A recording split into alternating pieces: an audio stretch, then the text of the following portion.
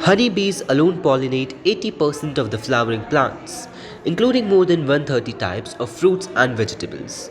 India, with its predominantly agrarian economy, heavily relies on the activity of pollinating bees to optimize the yield of 70% of food crops. One of the many reasons for the decline in bee population is increased radiation. Prolonged exposure to radiation impacts their lifespan and reproductive capabilities, potentially affecting their population and pollination process. In China, farmers have resorted to hiring manual labor to hand pollinate their crops, which is a time consuming and cost intensive process. This situation would be even more critical in India, where farmers are already struggling with indebtedness and consequent high suicide rates. In some plants with exerted stigma and included stamen, natural pollination is a difficult process and requires specific types of pollinators or human intervention to fasten the process of pollination. Another major problem for farmers is insect infestation, for example, locust attacks that devour the crops and vegetation. This can be prevented by cultivating the pollen at earliest sign of infestation and preserving it for regrowing the crops faster. Urbanization has led to space scarcity and environmental concerns. So, for sustainable living, the trend of terrace gardening or rooftop gardens has emerged, producing many vegetables, medicinal, or ornamental plants.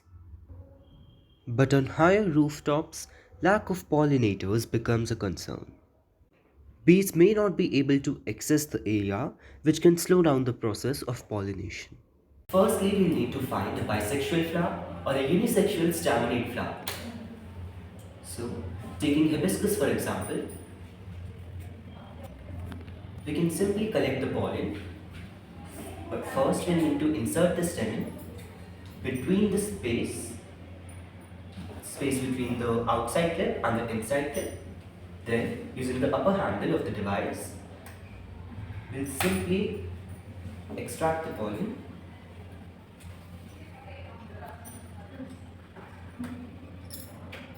Now, we can use a brush to brush off the pollen into the solution.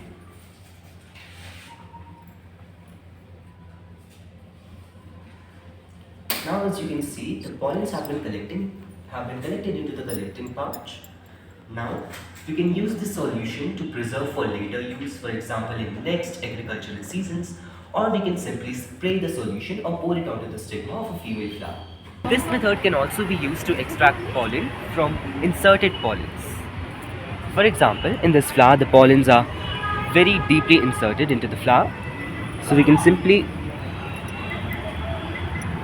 like this, we can insert all the stamen between the clips and then